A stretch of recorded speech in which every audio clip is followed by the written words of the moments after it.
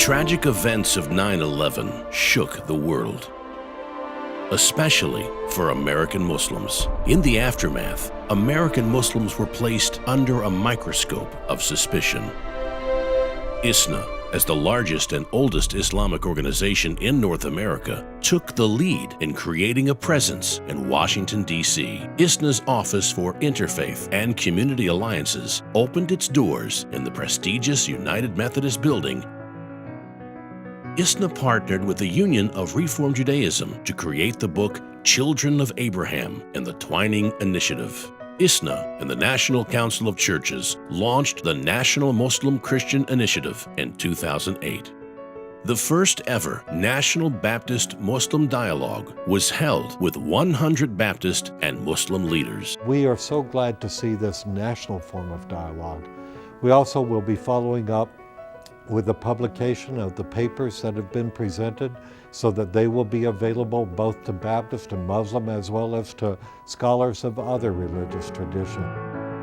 In 2010, ISNA teamed up with the Jewish Theological Seminary and the Hartford Seminary to start the Judaism and Islam in American project. ISNA and the Foundation for Ethnic Understanding formed a partnership. Sparked by the rise of Islamophobia in 2010, national religious leaders stood with the American Muslim community, and the Shoulder to Shoulder campaign was established.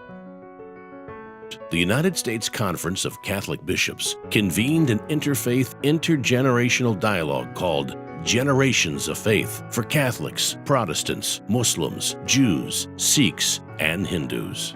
Ordinary, everyday Christians in this country who have come to know Muslims and Hindus and Sikhs and Buddhists and so forth. Their children marry, intermarry and so forth, and suddenly they see a whole different way of looking at the world.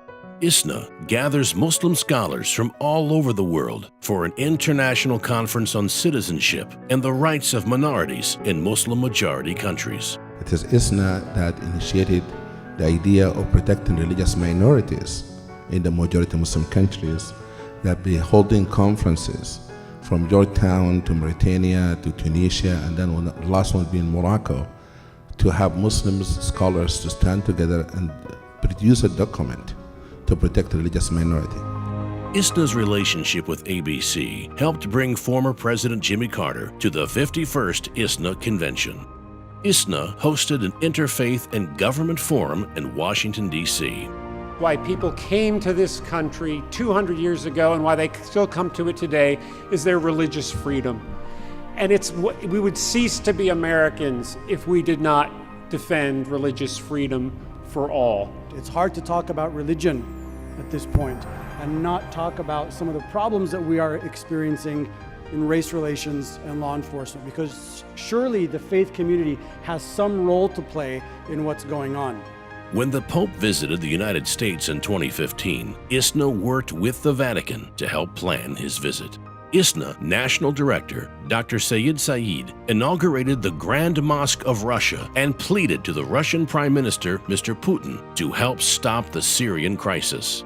On January 27, 2016, ISNA and its international partners were able to organize a meeting in Morocco where they brought together Muslim scholars from all around the world to pass the Marrakesh Declaration.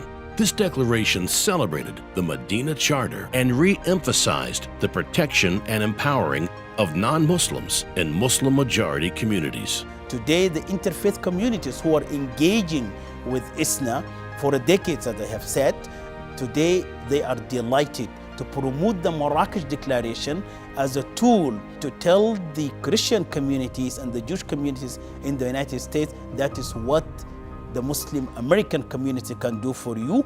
And because of the interfaith engagement that we have, we are able to communicate with the Muslim world. ISNA Ioika, for the first time, held a two-day forum in Washington, D.C. in April 2016, where scholars and leaders from all faiths were brought together to denounce anti-Muslim rhetoric and sentiment that is currently taking place in our nation. It's our brothers from other faiths who stand up and who speak on our behalf.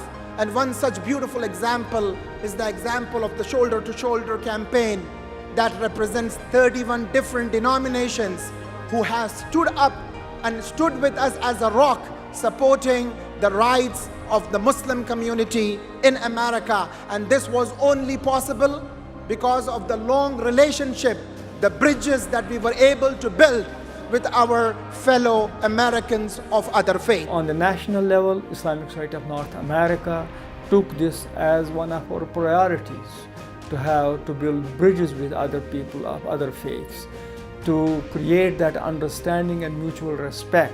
And they should see us exactly what we believe in and how do we act as Muslims. That's why we declared that our mosques should be without walls, so that people can come and see what's going on inside.